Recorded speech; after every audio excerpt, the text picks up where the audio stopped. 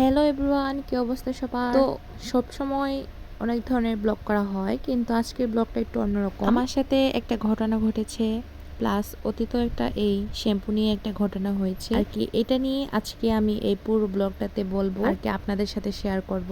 বেশ অনেকদিন হয় আমি চুলে শ্যাম্পু করি, কিন্তু কন্ডিশনারটা আর ইউজ করা হয় না। বাবা একদিন আমাকে কন্ডিশনার এনে দিয়েছিল, কিন্তু আর কি ওইটা তো শ্যাম্পু ছিল, ওইটা উনি খেয়ালও করি নাই, আমি অতটা খেয়াল করি নাই।